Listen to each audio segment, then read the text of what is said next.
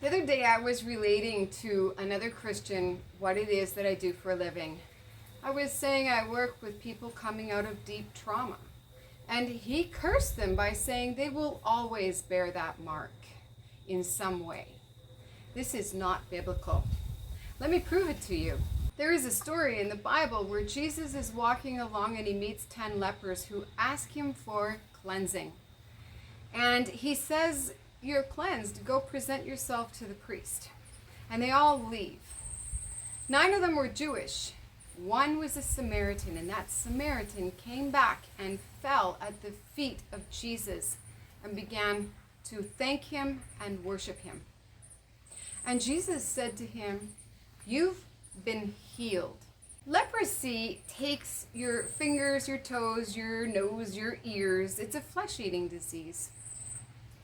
And to be healed from that means that all that has been closed up. Not only are you cleansed, but now you're healed. And when he stands up, he thanks God for his healing. He thanks Jesus for his healing. And Jesus says, "Your faith has made you whole." Whole is completely different than cleansed and healed.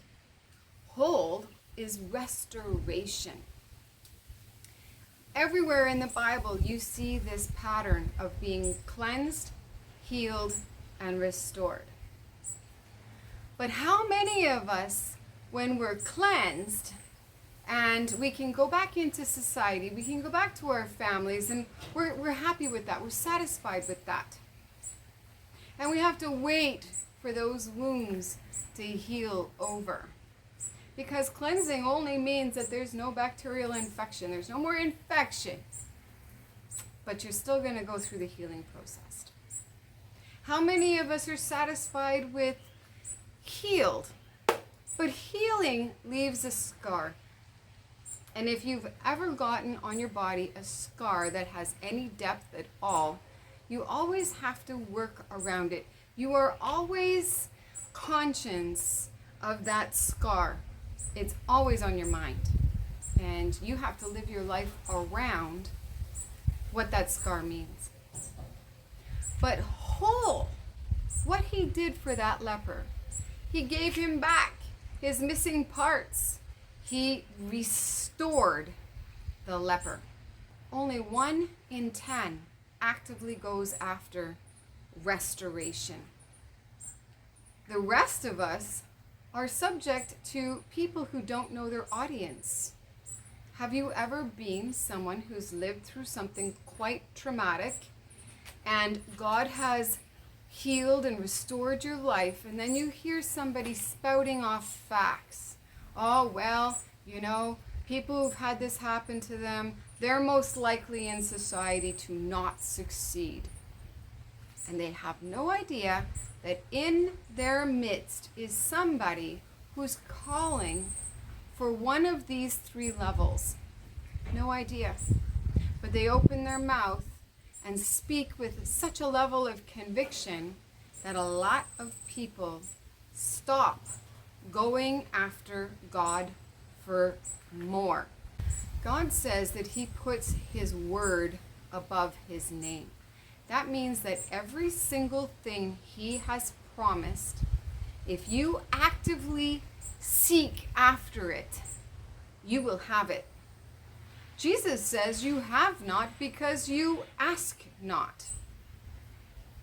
So whatever it is that you have lived through in your life, and whatever it is that you've done because of the mindset created through the things that you lived through, Jesus wants to cleanse it. You have to ask. Jesus wants to heal it, but you have to ask. Jesus wants to restore it, but you have to ask. When you've been made whole from whatever it is, you are no longer operating from what happened to you in the past and what you did because of those things. You are no longer trying to work around your triggers.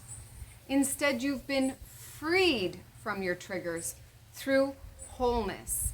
And wholeness means that you are able to see other people, see their circumstances, not be reminded of your old past, not be triggered, but instead be an actual instrument for someone else's healing. That is when you become a soldier for Christ Jesus. That is when you begin to see miracles in other people's lives. Jesus says, "Why do you call me Lord, Lord, and not do the things I have commanded?" But what are those things that he's commanded? Love your neighbor as yourself. To love yourself is to actively seek after God's plan of restoration in your life, so that your life is no longer about you, but Christ Jesus in you, so that you become the well of living water for others. I pray that this has reached you and has freed you from any curse that you've ever heard about your limitations in this life. Because Jesus said, "You will do greater things than these."